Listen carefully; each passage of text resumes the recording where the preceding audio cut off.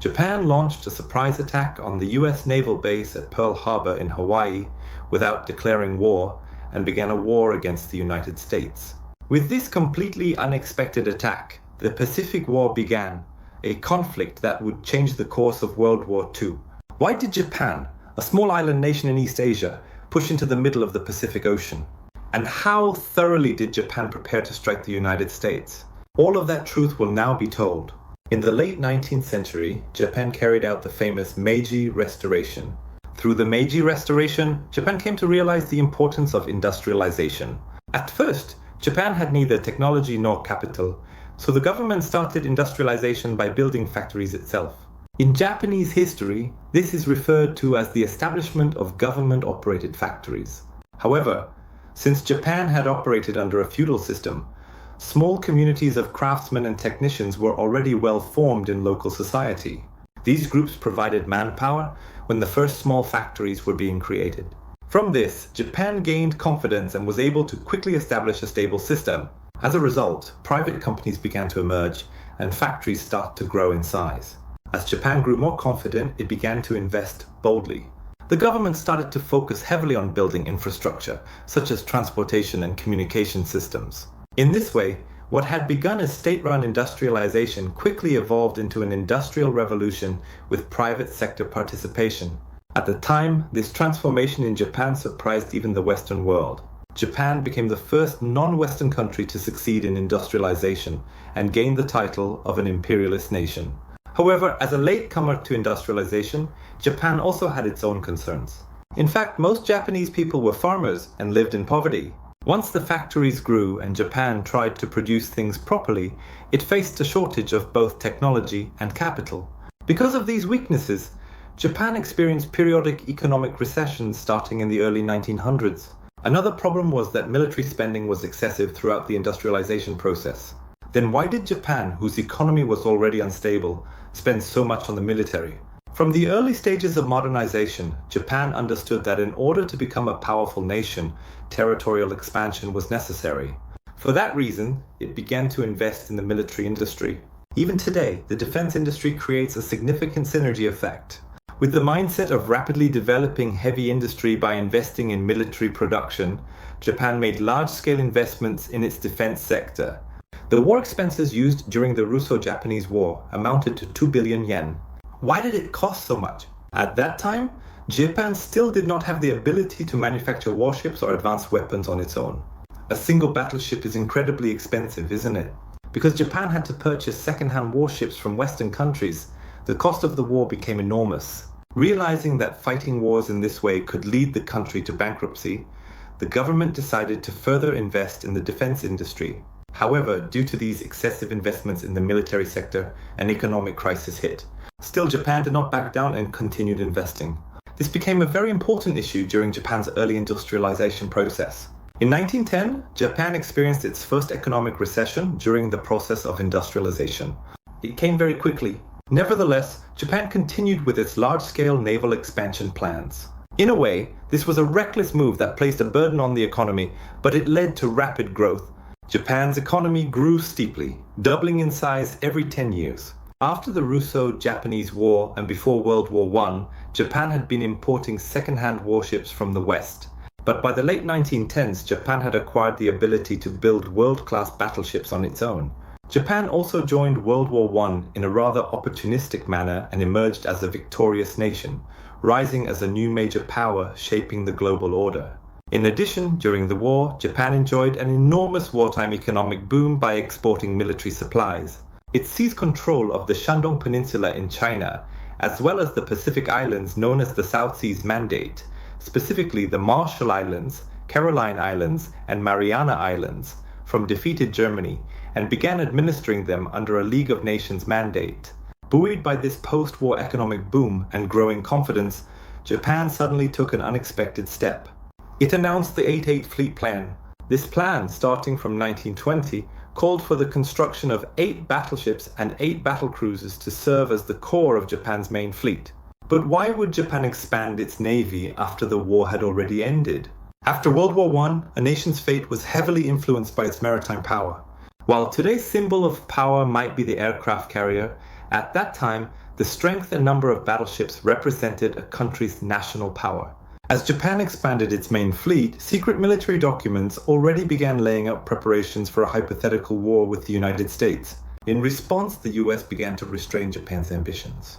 In 1921, in an effort to prevent future conflicts, the United States convened the Washington Naval Conference, inviting countries with interests and rights in East Asia, namely the United Kingdom, China, Japan, France, Italy, and Belgium, among others, for a total of 8 nations.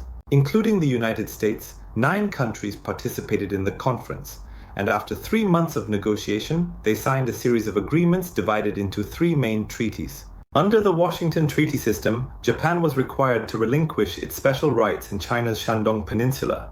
Additionally, under the 5-Power Naval Limitation Treaty, Japan's battleship construction plan, its 8-8 fleet, was effectively curtailed. The bigger problem arose after the signing of the Washington Treaty System. The Anglo-Japanese alliance, which had played a decisive role in Japan's victory in World War I, was dissolved. As a result, Japan found itself under increasing pressure and restraint from the United States and the Western powers, putting its plans at serious risk. Naturally, public sentiment erupted. In 1924, when the United States imposed restrictions on Japanese immigration, the relationship deteriorated further. At this point, the Japanese public came to widely believe that America is not a friend of Japan.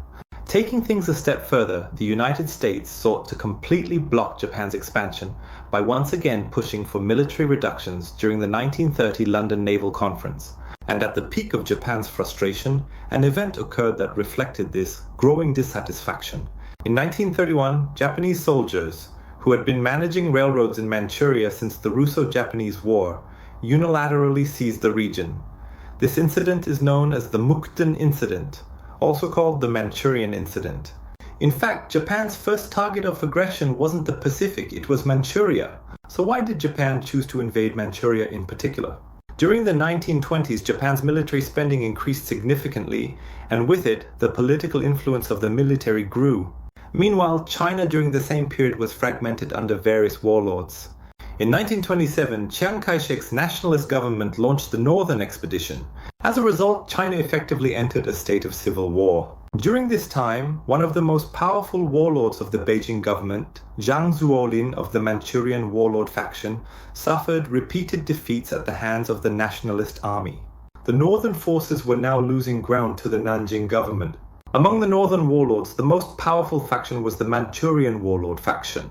Moreover, Zhang Zuolin was ambitious and aimed to expand his influence into the central government. So he went to Beijing and continued fighting on the mainland of China. As a result, Manchuria was left essentially unguarded. The Japanese military saw this as a golden opportunity they could not afford to miss.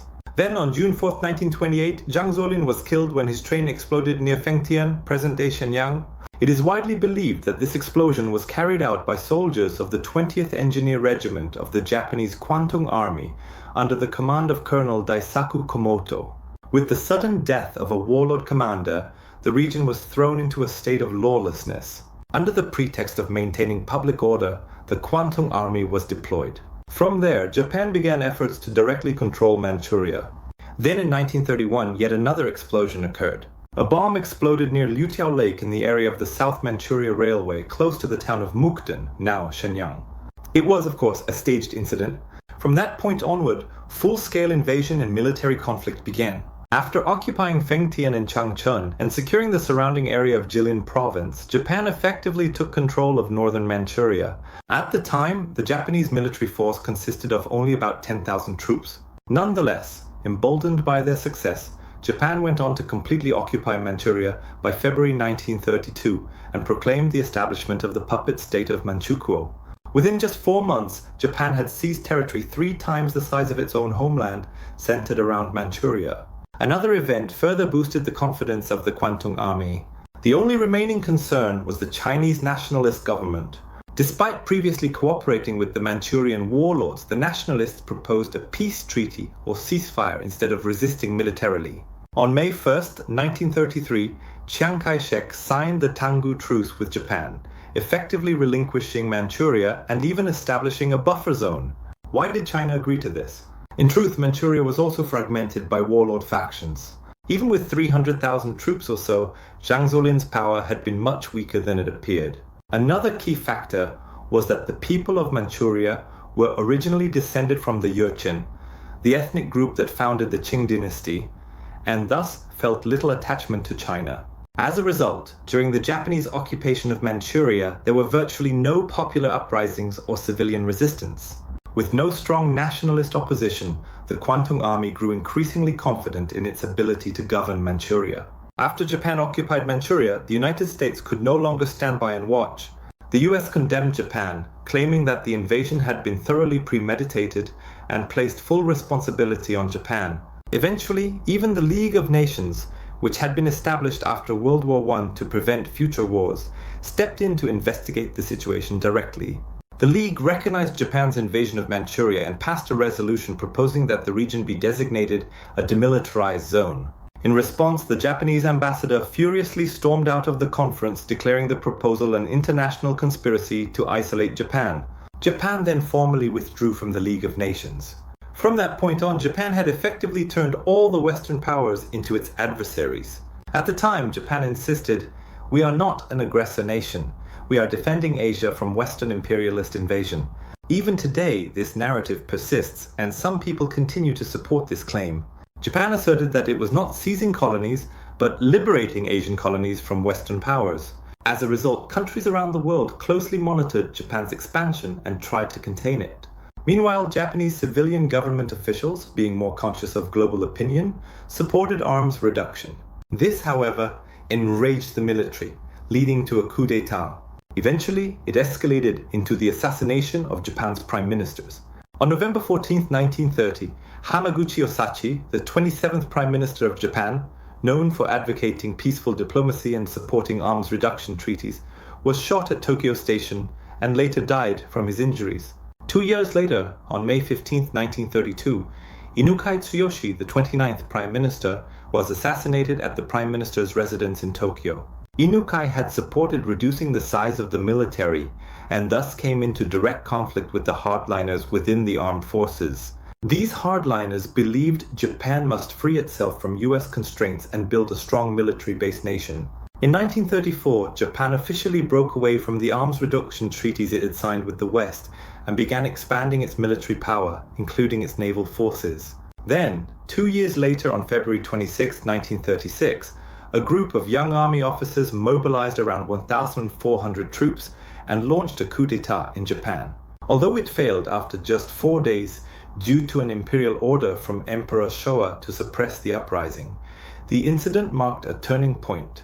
The military effectively gained full control over the Japanese government. Fueled by anti-American sentiment, the military established the Imperial General Headquarters, Daihone, a command structure to oversee all military operations. Centered around this new organization, Japan began preparing for large-scale war. This paved the way directly to the Second Sino-Japanese War and eventually the Pacific War. To understand how these wars unfolded, we need to first understand Japanese militarism and its unique characteristics. At that time, Japanese militarism promoted itself under the slogan of creating a new kind of army never before seen in the world. Following the Meiji Restoration, Japan had indeed shown greater openness to westernization and pushed aggressively toward industrialization. But at its core, the country still adhered to the idea of Chinese substance, Western technique, Chusei Seiyo, preserving Japanese spirit while only borrowing Western technology. But was Chusei Seiyo truly the right path? At times, Japan seemed to break away from this approach, especially during rapid industrialization. However, after their victories in the First Sino-Japanese War and the Russo-Japanese War, they began to see themselves as the Dragon of Asia. This bolstered Japan's conviction in its own version of Chusei Seiyo, which in turn fueled the confidence to invade Manchuria. After their success there, a powerful apparatus was established that oversaw all aspects of society, education, ideology, culture, and the arts, embedding militarist values across the nation. Japan, having thus reshaped its entire society around its national spirit, finally stepped onto the stage of the Pacific War. Now the question remains, can an army that combines the samurai spirit with cutting-edge fighter planes and aircraft carriers truly be the greatest military force in the world? Starting next time, we'll explore the wars they waged and how they unfolded.